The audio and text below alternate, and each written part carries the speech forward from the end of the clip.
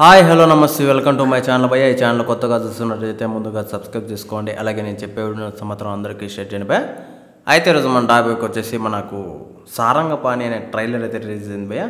నిజానికి ఈ ట్రైలర్లో నాకు తెలిసినంత వరకు, నేను అబ్జర్వ్ చేసినంత వరకు మన ప్రియదర్శన్ గారు ఇచ్చారు భయ్య పర్ఫార్మెన్స్ ద బెస్ట్ అని చెప్పచ్చు. నాకు తెలిసినంత వరకు నేను ఏదో అనుకున్నాను కానీ ఈ రేంజ్ పర్ఫార్మెన్స్ ఇస్తాడని నాకు అనిపించలేదు భయ్య.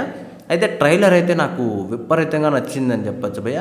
అంటే నేను కామెడీ కోసమే అని చెప్పట్లేదు కానీ ఏదో కొత్తగా ఈసారి మళ్ళీ చూపించబోతున్నారని చెప్పేసి మాత్రం అనిపిస్తుంది.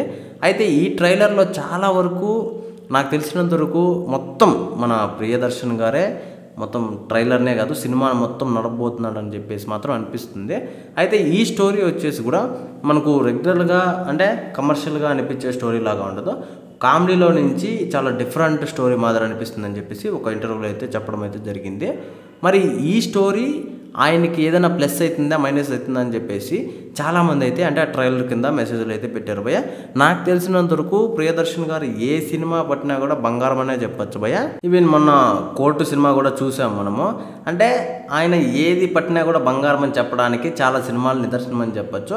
చాలా చిన్న సినిమాలతో వస్తాడు, ఆ సినిమాల్ని పెద్ద సినిమాలు చేస్తాడు భయ్య. అందులో ఎటువంటి డౌట్ ఉండదు నిజంగా. అంటే బలగం సినిమా కావచ్చు, ఆ తర్వాత వచ్చిన సినిమాలు కావచ్చు, చాలా సినిమాలు ఆయన చాలా తక్కువ బడ్జెట్లో చాలా తక్కువ బడ్జెట్లో చేసిన సినిమాలే.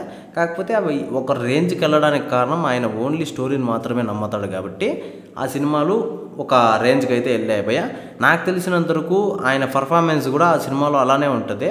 మరి ఆ సినిమాతో పోలిస్తే ఈ సినిమా ఇంకా బెటర్గా ఉంటుందని చెప్పేసి చెప్పుకుంటూ వచ్చారు.